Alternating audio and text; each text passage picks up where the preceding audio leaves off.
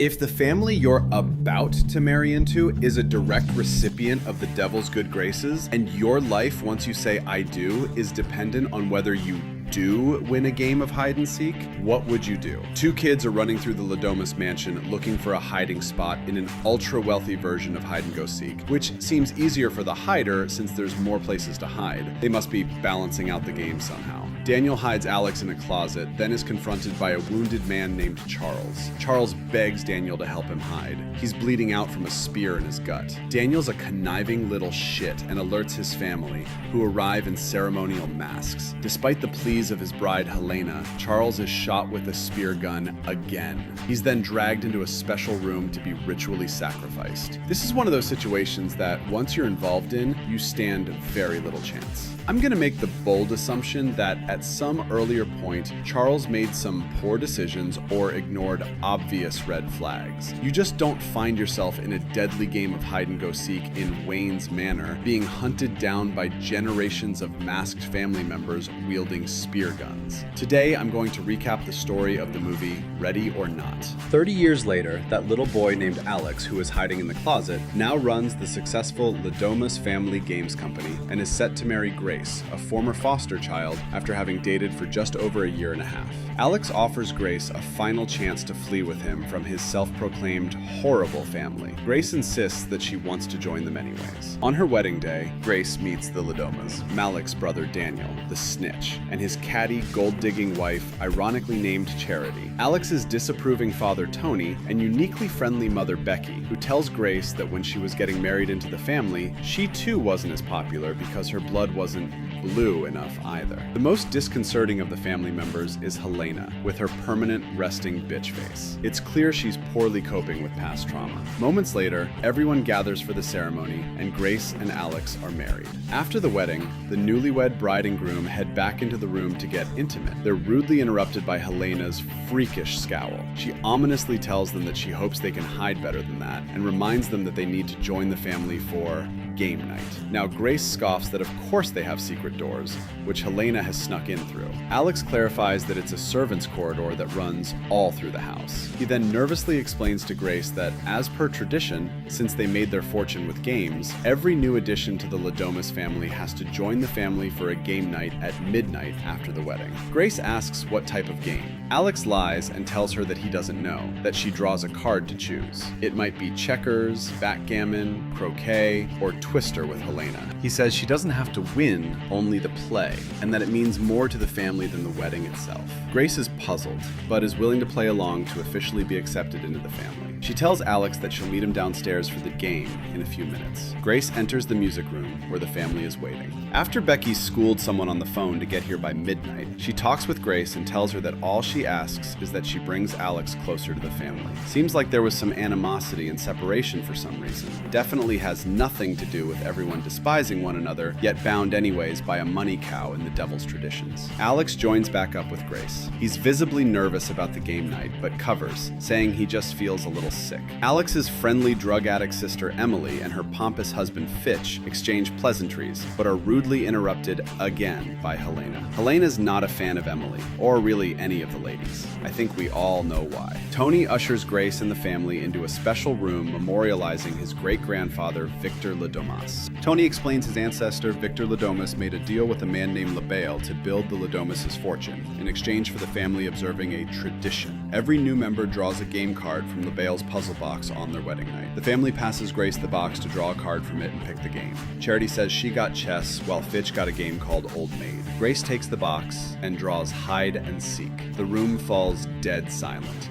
Alex's face goes white, Daniel hangs his head, and Becky looks worried. Grace, still confused and trying to stay lighthearted, asks who hides and who seeks. Tony says that since it's her initiation, she will be the one to hide. As everyone leaves the room to begin the game, Alex quietly tells her to meet him in their room after. Tony briefs her on the rules, which are as follows. She can hide anywhere in the house. They will count to 100 and try to find her. As soon as she leaves this room, they will turn off all the cameras in the house to play the game as his great-grandfather would have. and she has to stay hidden until dawn to win. Grace leaves the room, totally ignorant of what's at stake, to go hide, while Tony hands out weapons from Victor Domas's personal collection to each family member. The game is about to begin. Grace nonchalantly finds her hiding spot in a dumbwaiter. The Domases count to 100 and begin hunting her, with the exception of Alex and Charity. Alex for obvious reasons, and Charity to guard the entrance to the sacred sacrificial room. Alex leaves the room through the servants' corridor, but is quickly found out by Charity when she returns moments later. Grace gets tired of hiding in the cramped food elevator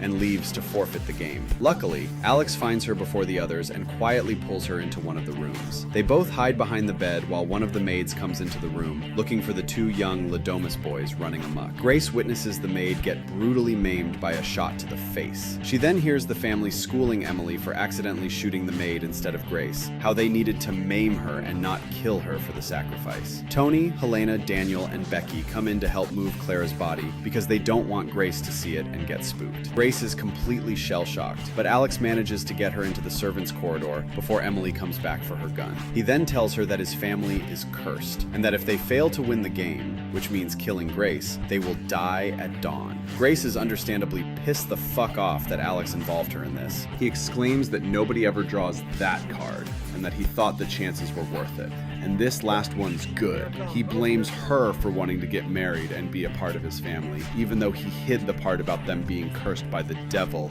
and how she may have to be sacrificed. Alex at least has the decency to help her flee, despite the consequences to himself. He tells her that he's going to the security room to disable the lockdown, and she needs to run the other way to the service kitchen, which is near an exit of the mansion that she can escape through. Grace rips the bottom of her dress off and heads down the corridor, where she reaches two doors on either side. She picks the wrong door and walks out into the hallway. Helena, Alex, and Tony are dragging the maid's corpse through when the drugged-out Emily opens fire with her pepperbox multi-barreled pistol. Grace manages to duck out of the way and come out unscathed. Emily drops the gun, so Grace runs past her to get away from the others. She flees into another room to try to escape, with no luck. Alex still hasn't disabled the security system. The windows are locked, and the phones are down too. She's trapped. Daniel walks into the room, almost ignoring Grace at first. Being disillusioned with his satanic family, he gives her a 10-second head start, then alerts his family. Charity and the others show up. She tells them that Alex left the game room. Emily throws a fit about losing her pistol earlier. Fitch graciously hands her his crossbow, since he still couldn't figure out how to use it after all those videos on the John. Unlike Fitch, Emily's a bit of a natural. When another maid runs into the room to tell them that she saw Grace, Emily accidentally fires a bolt straight through her mouth. They try to form a new plan to stop Alex and find Grace, but keep getting interrupted by the maid's deathly groans. Helena finally gets fed up and decapitates her with an axe. In desperation, their new plan is for Tony and Daniel to go turn on the cameras to give themselves an advantage, while the rest fan out to find Grace and Alex. Since Alex failed to disable the security system, Grace devises a plan of her own. She sneaks back into the unattended game room where all the old weapons were stored and grabs the elephant gun with its bandolier of ammo. It's time for some payback. Grace finally makes it into the service kitchen. The doors are still locked. Who knows what happened to Alex? There's no time to wait for him to do his part. Grace tries to blast the door open, but the gun won't fire for some reason. Before she can figure out why, the butler Stevens arrives to grab a late-night snack. Grace slips around the corner and ever so softly slides a .57 Nitro Express cartridge into the breach while the butler's singing. She sees the exit door getting disabled and makes her move on the butler.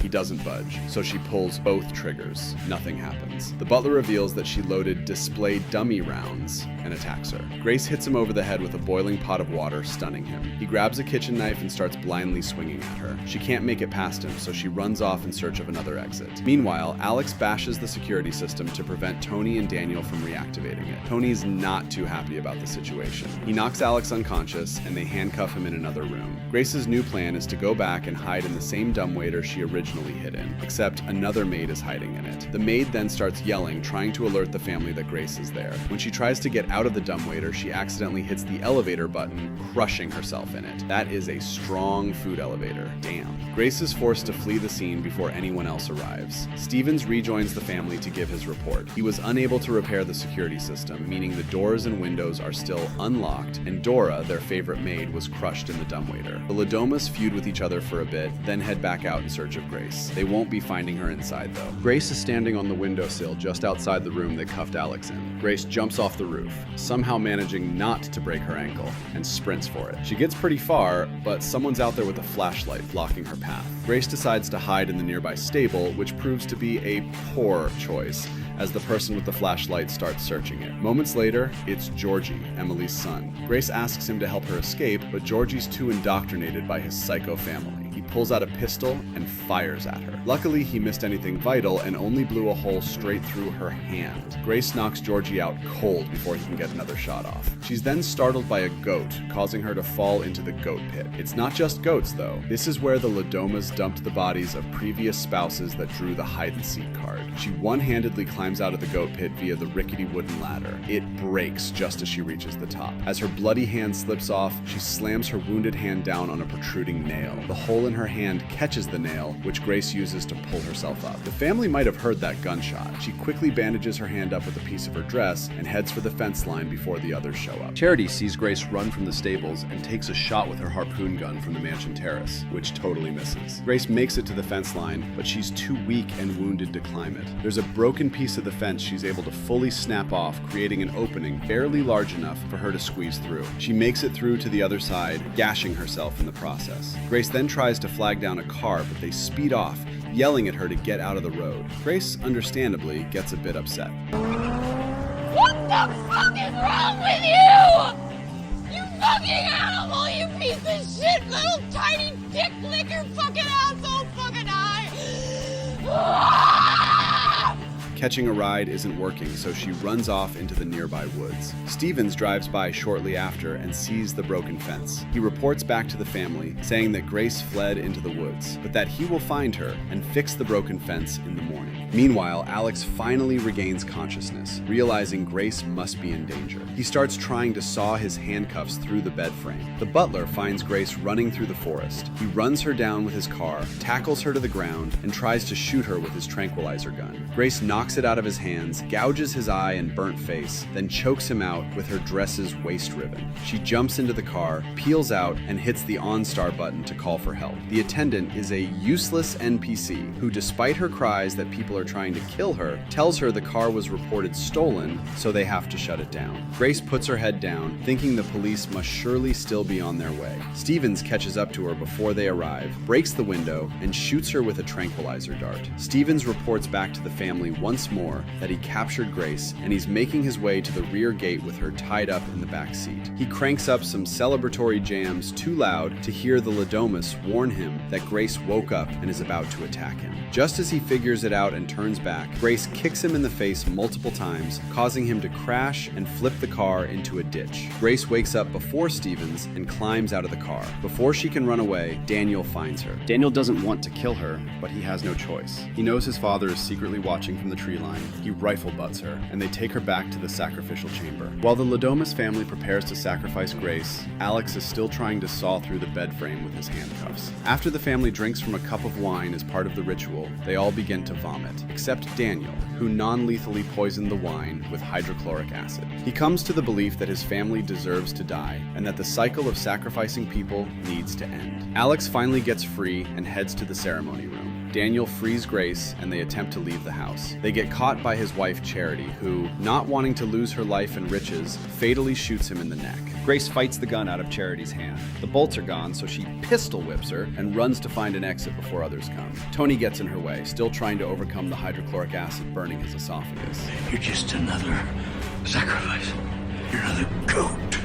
Fuck the altar. I'm gonna do it right here. Grace grabs a nearby lantern and bludgeons him over the head. She then tosses it on the ground, which sets the mansion on fire. Grace is then attacked by Becky with a bow and arrow. She misses Grace and tries to strangle her while losing consciousness. Grace yanks on the tablecloth, which causes LaBelle's box to fall next to her. She grabs it and smashes Becky's skull in with it. Alex walks in to see Grace on top of Becky, holding LaBelle's box with Becky's bloody hair stuck in it. He realizes that Grace will never stay with him now, so he turns on her and gives her up to his family to complete the sacrifice. They continue the sacrificial ritual by holding Grace down themselves. Alex places the bloody LaBelle box beside her and takes hold of the sacrificial blade. Emily's psycho children eagerly stand in the audience. Once the chant is complete, Alex pronounces, "Hail Satan," and plunges the knife towards Grace's heart. Grace claws the hands pinning her left arm to weaken their grip at the last second so she can twist her torso, causing the knife to miss her heart and be driven into her shoulder. She breaks free from the table and holds the dagger toward the family while screaming. Helena opens the curtains and reveals that the sun has already risen, meaning it is now too late. The way Thomas is braced for death, but nothing happens. Helena plans to kill Grace anyways for obvious reasons. She grabs the axe, but before she can swing at Grace, she spontaneously combusts. Fitch explodes next, followed by a begging Charity.